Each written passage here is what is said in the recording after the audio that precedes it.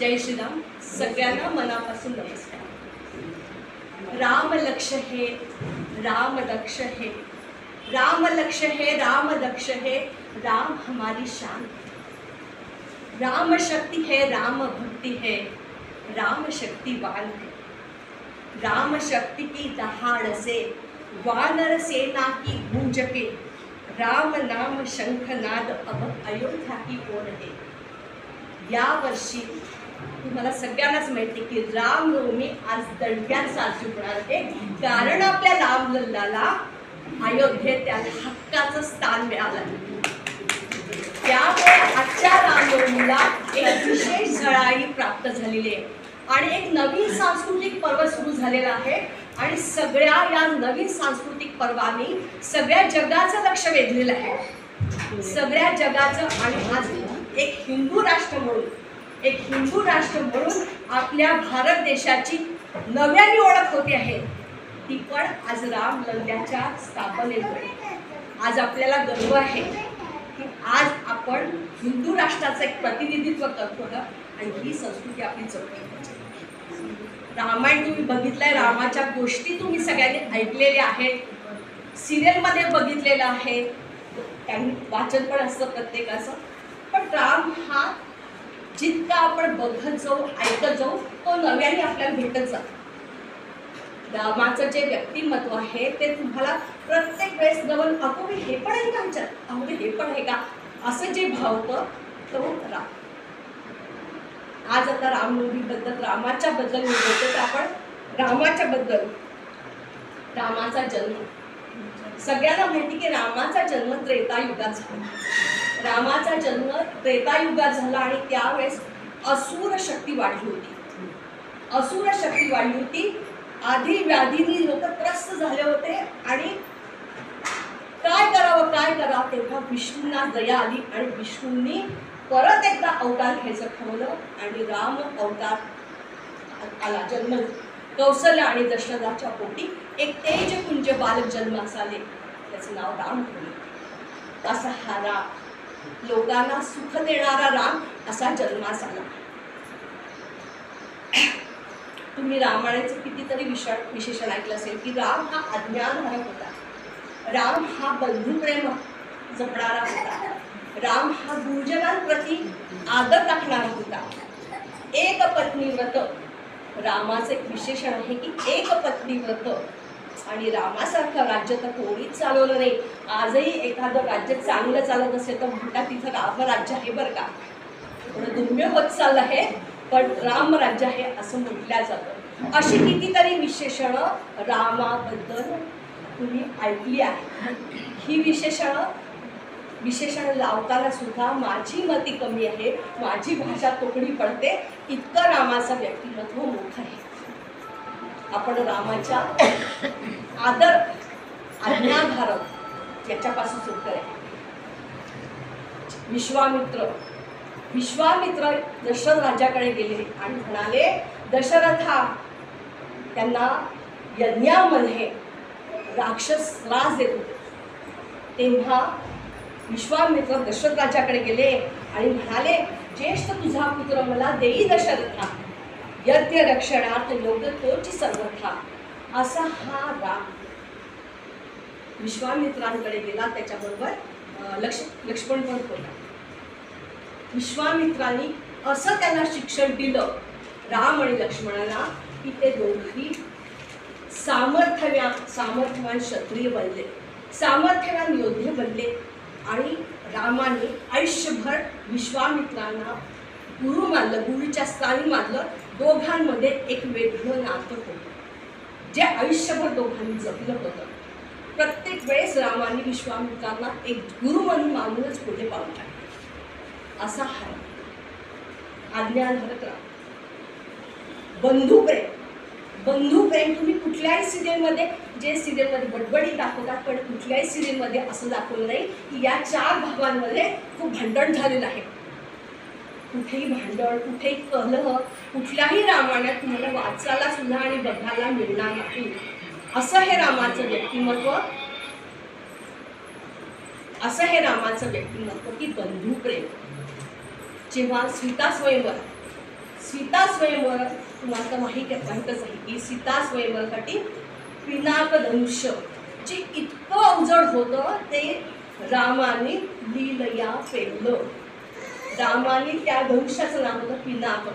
ते इतकं लीलया पेललं की बाकीचे सगळे जे रथी महारथी आले होते ते आश्चर्यचकित झाले की एवढ्याशा सुकुमार बालकांनी, तेव्हा काय खूप वय नव्हतं, एवढ्या छोट्या बालकांनी युवकांनी आज एवढं.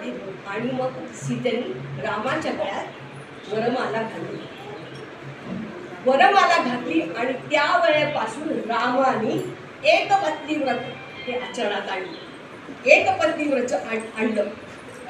पुढे पुढे काय झालं तर ह्याला दशरथ राजाला वाटलं की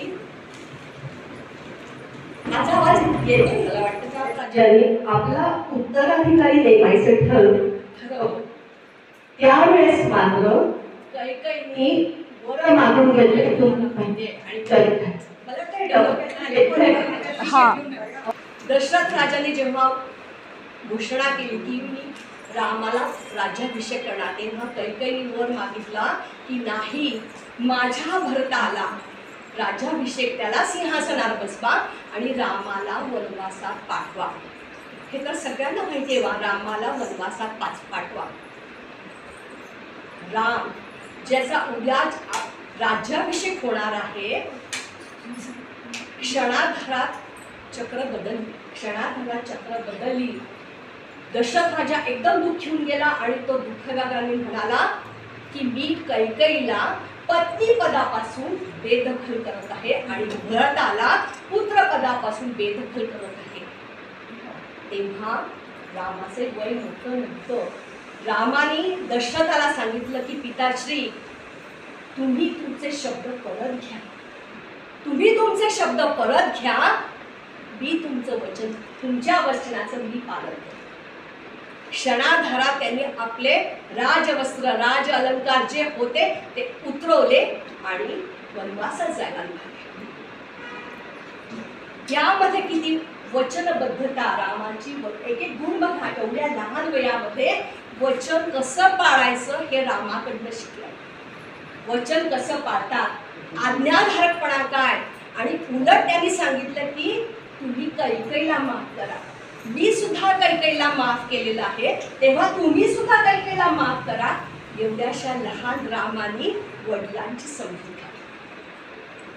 एवढं उदात्त मन लागतं या सगळ्या गोष्टीला, खूप उदात्त मन लागतं.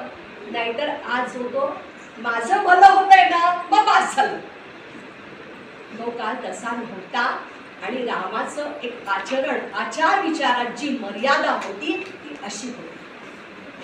पुढे राम वनवासात जायला निघाला. त्याला माहित होतं की 14 वर्ष राहणं हे काही सोपं काम नाही आहे. ऐऱ्या गैऱ्याचं काम होतंच.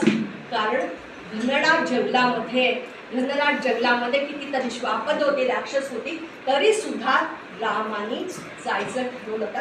कारण तो तेवढा साहसी होता, त्याच्या क्षत्रिय तेज होतं, बलवान होता. म्हणूनच त्यांनी तो निर्णय घेतला आणि वडिलांचं वचनाचं पालन केलं. राम वनवासात निघाला. राम जेव्हा वनवासात निघाला तेव्हा त्याच्याबरोबर त्याची सावली असलेला लक्ष्मण सुद्धा निघाला.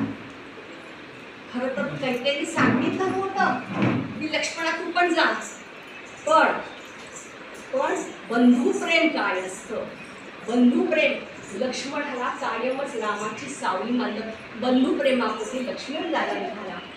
सीताची आज अयोध्येची राणी होणार असते, तिने सुद्धा सांगितली जिथे माझा पती तिथे मी जाणार. तिने सुद्धा क्षणार्धाला कुठलाही न विचार करता राजवस्त्र तिने तिचे जे शालू शेरे अलंकार होते सगळे काढले आणि साधे कपडे घालून ती वनवासात गेली. खूप कठीण प्रसंग होता. पण तेवढ्याच धीराने एवढ्याशा छोट्या युवकांनी तोडलं. दशरथ सगळ्या त्याच्या आया कौशल्या, सुमित्रा, कैकेयी पण कैकेयीचा जीव होता त्याच्यावर. तिची वेगळी दूरदृष्टी होती. त्याच्यावर बोलायला गेलं तर एक दिवस पूर्णाने सगळेजण व्याकुळ झालेले असत. पण घट्ट करून ते 3 जण वनवासात जातात. वनवासामध्ये वनवासात सुद्धा रामाने काय काय मिळवलं? पशुपक्ष्यांचं प्रेम मिळवलं, पशुपक्ष्यांचं प्रेम मिळालं, अगदी डोंगरदऱ्यांचं सुद्धा प्रेम मिळालं. छोटीशी खार, जटायू पक्षी, वानर या सगळ्यांचं त्यांनी मनापासून प्रेम मिळवलं. तुम्हाला रामाची आणि मोराची गोष्ट माहिती आहे का? सांगू म्हणजे वचनबद्धता कशी असते तर राम सीता आणि जात असतात लक्ष्मण. घनदाट जंगल, पाण्याचा अंश नाही, तहानेने जिंका व्याकुळ झालेला असतो आणि कुठेच पाणी दिसेना म्हटल्यावर रामाने वनदेवतेची याचना केली की कुठे पाणी आम्हाला दृष्टीस पाठव. तेव्हा एक अचानक मोर समोर येतो आणि तो म्हणतो की हे प्रभू रामचंद्रा. त्या रामाला जाणून झाली हा कोणीतरी अंतर खूप मोठा युगपुरुष असल्याशिवाय एवढ्या घनदाट जंगलात येऊ शकणार नाही. तो म्हणतो मोर म्हणतो की मी तुम्हाला पाण्याचं ठिकाण दाखवतो, पण वाट जी आहे ती खास कळग्याची आहे. मी मध्ये मध्ये उडत जाणार आहे, पण तुम्ही माझा मागोवा घ्या. मी माझं एक पीस त्यागत येईन. त्या पिसांचा मागोवा घेत तुम्ही त्या सरोवरापर्यंत पोहोचा. मोर पुढे निघतो आणि आपले एक पीस त्यागत जातो आणि राम सीता लक्ष्मण त्या पिसांचा मागोवा घेत त्या सरोवरापर्यंत, त्या तलावापर्यंत पोचतात. त्या तिथे पोचल्यावर त्यांना दिसतं की जो मोर असतो तो मरणाच्या अवस्थेत असतो, पण तरी त्या अवस्थेत तो म्हणतो की हे प्रभू, मी धन्य झालो, आज तुमची सेवा करण्याचा मला योग आला, मी माझं जीवन कृतार्थ समजतो. तेव्हा राम म्हणतो तुझी सेवा बघून मी खूप धन्य झालो, मी तुला माझ्या पुढच्या जन्मात तुला योग्य स्थान देईन.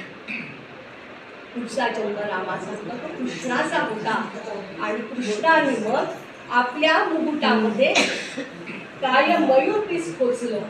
असं त्यांनी वचनबद्धता अगदी पुढच्या जन्मात सुद्धा त्यांनी वचन राखलं.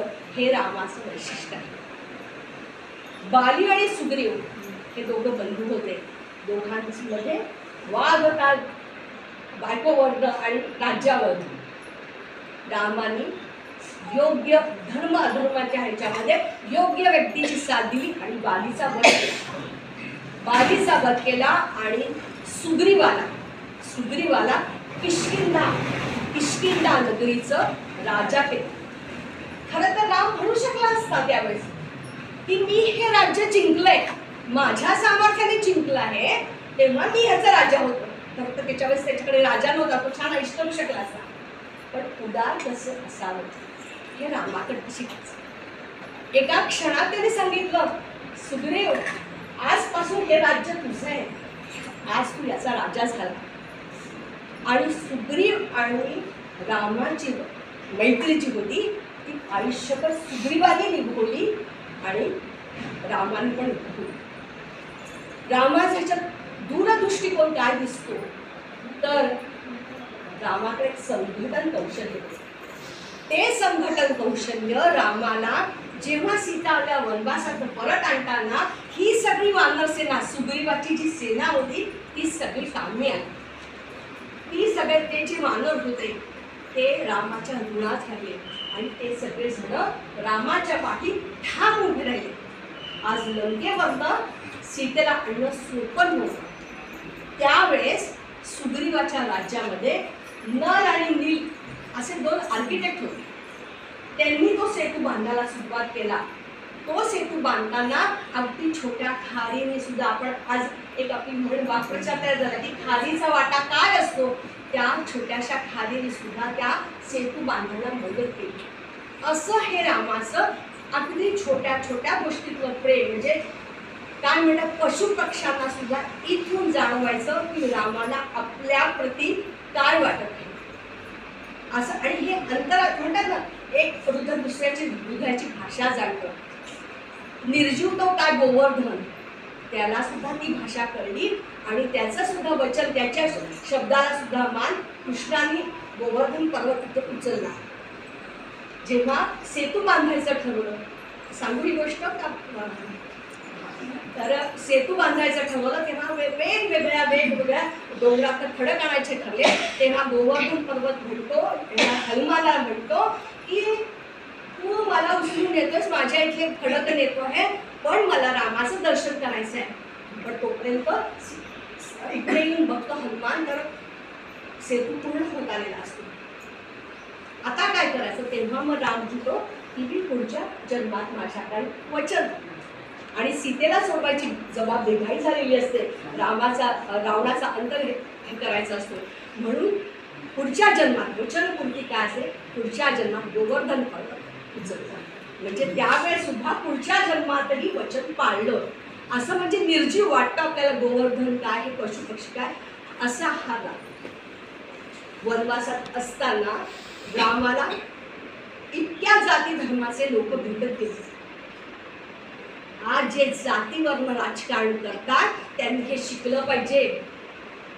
आज एवढा महान राजा वाटेत जात असताना कितीतरी जातीचा उल्लेख करत नाहीये मी, पण कितीतरी जातीच्या अगदी भिल्लीन शबरी निषाद राजा, केवळ नाविक अशांना सुद्धा मैत्रीचा हात पुढे करतो आणि ही मैत्री तो आयुष्यभर जगतो. असं नाही की तेवढ्यापुरतं रामराम केलं निघाले बाबा, असं नाही. त्यांनी शेवटपर्यंत ती मैत्री निभावली. कुठेही जातीपातीचं मध्ये अडसर आणला नाही. असा हा रामचंद्र रामप्रभू. आपण रामराज्याला सुराज्य का म्हणायचं? रामराज्याला सुराज्य किंवा सुराज्याला रामराज्य का म्हणायचं? असं हे दोन्ही एकमेकांचं आहे. तर राम हा उत्तम नेता होता. त्यांनी पहिले जनतेचं हित बघितलं. आज जे नेमकं उलट होतं, त्यांनी पहिले जनतेचं हित बघितलं की माझ्या राज्यातील प्रजा पहिले सुखी कशी होईल. आज आपण उलट बघतो की आपल्या निवड्या कशा भरतायत. नेमकं रामाने केलं की माझ्या जनतेला, माझ्या प्रजेला अन्न वस्त्र निवारा हा मिळतोय की नाही, सहजतेने उपलब्ध होते की नाही, लहान मुलांना दूध दुग्ध नीट मिळतंय की नाही. आपण म्हणतो की कृष्णाला गाय वासरांबद्दल खूप होतं, पण रामाला सुद्धा तेवढंच गाई वासरू त्याच्या प्रती प्रेम होतं. त्यांनी त्याच्या राज्यामध्ये गोधन वाढवलं. त्यांनी त्याच्या राज्यात गोधन वाढवलं आणि सगळ्या प्रजेला दूध दुग्ध सहज उपलब्ध करून दिलं. न्यायनिष्ठ राजा कसा असावा? एखादा एक क्षुल्लक धबी येतो आणि सीतेवर संशय व्यक्त करतो, तेव्हा न्याय देताना तो कुठे कौटुंबिक पातळीमध्ये आणत नाही. राजा असलेला राम, शब्द लक्षात घ्या, राजा असलेला राम राणी सीतेचा त्याग करतो. राजा असलेला राम राणी सीतेचा त्याग करतो. पण जेव्हा यज्ञाची वेळ येते, यज्ञाला बसताना मात्र तो राम सीतेची सोन्याची प्रतिमा करून आपल्या शेजारी ठेवतो. कारण त्यांनी पती रामानी पत्नी सीतेचा त्याग केलेला नसतो. राजा रामानी केला असतो, कारण राजा म्हणून त्याला योग्य न्याय द्यायचा असतो. इतकं मन विशाल पाहिजे की कुठेही पक्षपातीपणा नको. आणि त्यांनी तसा न्याय दिला आणि राणी सीतेचा त्याग केला. पण पत्नी म्हणून एक पत्नी व्रत, तेव्हा राम म्हणाला की माझ्या हृदयामध्ये फक्त आणि फक्त सीताच आहे, फक्त सीता आहे. आणि त्याने सीतेला आपल्या बाजूला बसवलं आणि यज्ञ केला. ह्याला म्हणतात रामराज्य, सुराज्य, की ज्याच्यामध्ये सगळी प्रजा आनंदात आहे, उदात्तपणे सगळं राज्य चालवल्या गेलंय, समान कायदा सगळ्यांना आहे आणि ज्या गरजेच्या वस्तू आहेत त्या सगळ्यांना समान मिळत आहेत, हे रामराज्य. आता येईल का होय रामराज्य? आता येईल का हे रामराज्य? खरं तर आपण रामायणातून काय शिकायचं आहे, रामायणात आपण काय शिकायचं हे बघूया. आता छोट्या छोट्या मी गोष्टी सांगितल्या, अगदी संक्षिप्त स्वरूपात सांगितल्या, त्या आता आपल्याला पुढे भारून बघायचं. तर रामायणातून आपल्याला काय शिकायचं? दशरथ राजा, आपण दशरथ राजापासून सुरुवात करूया. दशरथ राजापासून सुरुवात करते. दशरथ राजाला कुठे 1-2 केस पांढरे झालेले दिसले बरं का? दशरथ राजाला कुठे 1-2 केस पांढरे झालेले दिसले, तेव्हा तो म्हणाला की अरे माझी वार्धक्याकडे वाटचाल चालू झाली बरं का, मला आता माझा उत्तराधिकारी नेमला पाहिजे. आणि तो रामाची घोषणा करतो. आज उद्योगधंदामध्ये, राजकारणामध्ये 80 वर्ष झाली तरी, कोणाचं नाव घेत नाहीये, 80 वर्ष झाली तरी खुर्ची खाली करायची नाही. यासाठी रामायण शिकलो पाहिजे, यासाठी रामायण शिकलं पाहिजे की एक केस नुसता पांढरा झाल्यावर माणूस विचार करतो की नाही मला उत्तराधिकारी नेमलं पाहिजे, तरच हे सुराज्य टिकेल आहे. रामाचे तर इतके विशेषण, इतके गुण आपण लक्षात घेतले, त्यातले अर्धे गुण जरी आज आपण आपल्या मुलांमध्ये बिंबवले, रुजवले, तर आपली संस्कृती नक्की टिकेल. भरत, आज भरताचा त्याग सुद्धा तेवढाच मोठा आहे. जेव्हा त्याला ऐटी संधी चालून आली, त्याला राजा बनायची ऐटी संधी चालून आली, तेव्हा तो म्हणाला की माझा नैतिक अधिकार हा नाहीये, मी नाही बसणार सिंहासनावर. आणि खरोखरच तो 14 वर्ष त्यांनी रामाच्या पादुका सिंहासनावर ठेवला आणि रामराज्य त्यांनी राज्य चालवलं. खरं तर आजच्या काळामध्ये जेव्हा भाऊ बहीण भाऊ खुर्चीसाठी जेव्हा लढतात की मला राज्य पाहिजे, तेव्हा रामायण त्यांनी शिकलं पाहिजे, वाचलं पाहिजे. हे भरताचं की नैतिक अधिकार नाहीये मला, हे म्हणणं सुद्धा खूप मोठं आहे. मला मिळणार ना, मला मिळालं, मला राज्य मिळालं, मला बस, ही वृत्ती नव्हती. त्याच्यानंतर लक्ष्मण आणि उर्मिला, खरं सांगू का, मला लक्ष्मण आणि उर्मिलाचा त्याग खूप भावतो. या सगळ्या रामायणाच्या मध्ये लक्ष्मण आणि उर्मिलाचा त्याग खूप भावतो. का तर आज 14 वर्ष नवीन लग्न झालेलं असताना लक्ष्मण जातो. खरं तर कैकेयीने सांगितलेलं नसतं की लक्ष्मणाने जायचंय, पण तो आपल्या पत्नीला सोडून 14 वर्ष वनवासात जातो आणि उर्मिला ही अयोध्येत राहते. काय अहो त्याग आहे हा. आपण म्हणतो की दिवा जळला, आपण म्हणतो दिवा जळला, दिवा नसतो जळत हो, त्यातली वात आणि ते जळत असतं, ते कोणाला दिसत नाही, कोणाला कळत नाही, सगळे म्हणतात दिवा जळला. खरा त्याग आहे तो लक्ष्मणाचा, उर्मिलेचा आहे. हा त्याग आपण थोडा तरी आज शिकलो, मुलांना बिंबवलं तर खूप खूप खूप फरक पडत जाईल. जी स्वार्थी वृत्ती बोकाळली आजकालच्या काळामध्ये ती थोडी कमी केली, प्रत्येकाने जरी थोडी कमी केली, अगदी कणकण कमी केली, तरी खूप बदल घडत जाते. आता तुम्ही म्हणाल सीतेचा त्याग पण खूप मोठा आहे. ती पण एक राजघराण्याची मुलगी होती, जनक राजाची मुलगी, वैभवात वाढलेली मुलगी. उद्या ती महाराणी होणार होती, राज्याभिषेक होणार होता. आणि क्षणांधारा ती म्हणाली की, कारण ती पतिव्रता होती, ती म्हणाली की मला माझ्या नवऱ्याबरोबर जिथे माझा राम, कारण राम तिचा श्वास होता, राम तिचा ध्यास होता. आणि म्हणून ती म्हणाली की मी रामाबरोबर वनवासात जाणार. क्षणाधारा तिने सगळे अलंकार उतरवले, सगळे राजवस्त्रांचा त्याग केला आणि ती वनवासात गेली, निघाली. वनवास सोपान होता, पण परिस्थितीला कसं सामोरं जायचं हे सीतेकडे शिकायचं.